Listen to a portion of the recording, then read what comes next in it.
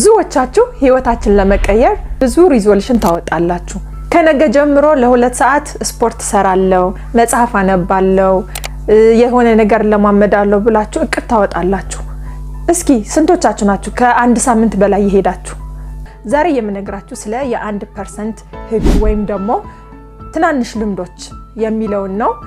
እናም ይሄ የ1% ህግ ህይወታችን ላይ እንዴት መተግበር እንደምትችሉ ልንገራችሁ። አንደኛ ነገር እርምጃችሁን ወይም ደግሞ ግባችሁን አሳንሱት። አብዛኞቻችን የሆነ እቅድ ስናወጣ የሆነ ነገር ለማሻሻል ስንፈልግ የምናስቀምጠው ግብ በጣም ትልቅ ነው። ነገር ግን ይሄ ስህተት ነው።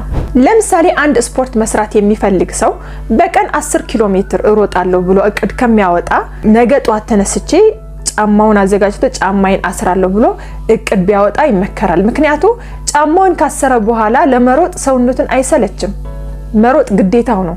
ሁለተኛ ደግሞ ድሮ የምናደርጋቸው ሀቢቶች በየቀኑ የምናደርጋቸው ነገሮች አሉ። ለምሳሌ ቡና መጠጣት ሊሆን ይችላል፣ ሻይ መጠጣት፣ የሆነ ነገር ኢቭን በቃ እኔ ቡናዬን ከጠጣው በኋላ 5 ገጽ መጽሐፍ አነባለሁ ሊሆን ይችላል። ከልምዶቻችን ጋር ማስተሳሰር አለብን። ሻይን ከጠጣው በኋላ ለ10 ደቂቃ ስፖርት ሰራለሁ ወይም ምሳዬን ከበላው በኋላ 10 የእንግሊዘኛ ወርድስ ይዛለሁ ብሎ እቅድ ቢያወጣ ይሄ ሰው መተግበሩ አይቀርም። በቃ ከእለት እለት ልምዱ ጋር ቀጥሎ ያለው ነገር ስለሆነ እቅድ ያወጣው ሊረሳውም ላይ ተገብረውም አይችልም።